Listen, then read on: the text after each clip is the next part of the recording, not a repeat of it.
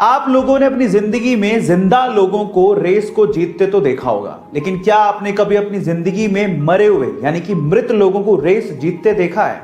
अब आप लोग कहोगे कि मैं कैसी बहकी बहकी बातें कर रहा हूं, लेकिन ऐसा हुआ है। 1923 की बात है, घोड़ों की दौड़ चल रही थी। उसमें से अचानक से एक घुड़सवार को हार्ट अटैक आ जाता है और वो वहीं घोड़े पे बैठा बैठा मर जाता है।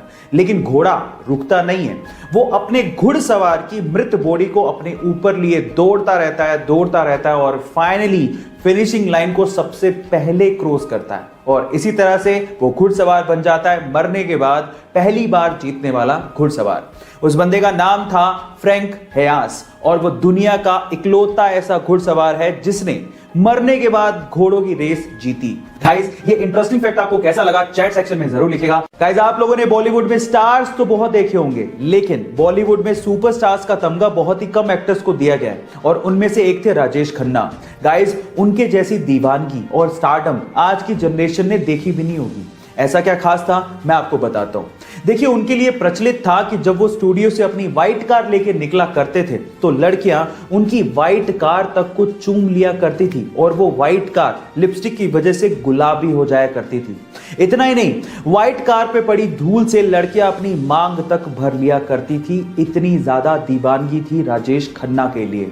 गाइस, ऐसे थोड़ी उन्हें सुपरस्टार का तमगा दे दिया गया। आपको राजेश खन्ना के बारे में सुन के कैसा लगा चैट सेक्शन में जरूर लिखिएगा। अगर आप किसी बेजुबान जानवर को बेवजह परेशान कर रहे हो, उसे बेवजह छेड़ रहे हो, तो एक छोटा सा जानवर भी आपके लिए घातक साबित हो सकता है। वो आपकी जान तक ले सकता है। लेकिन अगर आप इन्हें कुछ ना कहें और अपने काम से काम रखें तो एक खतरनाक जानवर भी आपको कुछ नहीं कहेगा। और इसी चीज को प्रूव करने के लिए इंडिया में एक बंदे ने अपने आप को 72 घंटों तक 72 खतरनाक सांपों के साथ बंद रखा और आप बिलीव करेंगे कि 72 घंटे बाद वो वहां से जिंदा वापस आया और एक वर्ल्ड रिकॉर्ड बनाया। वो सिर्फ ये प्रूव करना चाहता था कि अगर आप सांपों को कुछ ना कहें, ना ही उन्हें छेड़ें, तो वो आपको बेवजह काटते नहीं हैं। गाइस, आप इसे घर पे ट्राई मत करेगा। सिर्फ एक सिंपल सा मैसेज है कि आप जानवरों को जीने दें, इन बेजुबान जानवरों को कुछ ना कहें। 14 मार्च इतिहास का सबसे रहस्यमय डेट है। अब ऐसा क्यों?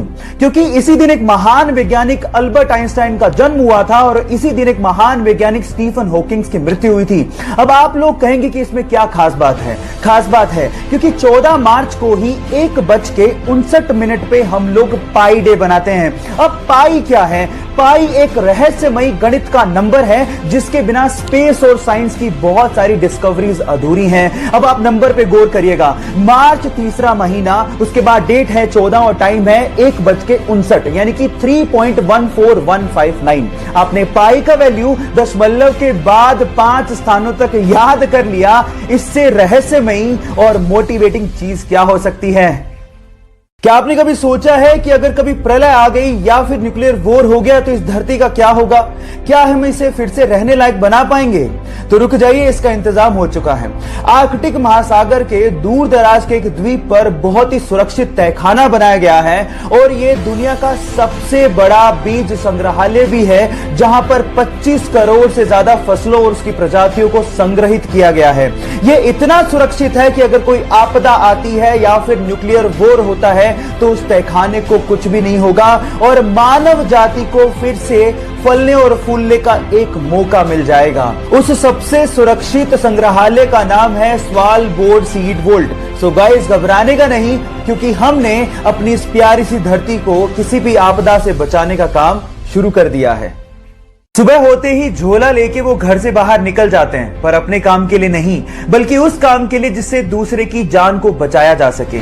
वो पेशे से डॉक्टर नहीं है, लेकिन जिसकी जान बच जाती है उसके लिए वो भगवान से कम भी नहीं है। सुबह होते ही झोला लेके वो गलियों में निकलते हैं और लोगों से अपील करते हैं कि उनके घर में अगर कोई अनयूज्ड मेडिसिन है तो उसे वो डोनेट कर दें। फिर उन मेडिसिन को इकट्ठा करके वो जरूरतमंदों को और गरीबों को फ्री में बांटते हैं। लोग प्यार से उन्हें मेडिसिन बाबा के नाम से जानते हैं। है ना बड़ी बात? तो इंसानियत की इतनी बड़ी मिसाल देने वाले ओमकार नाथ शर्मा जी को मेरा सलाम।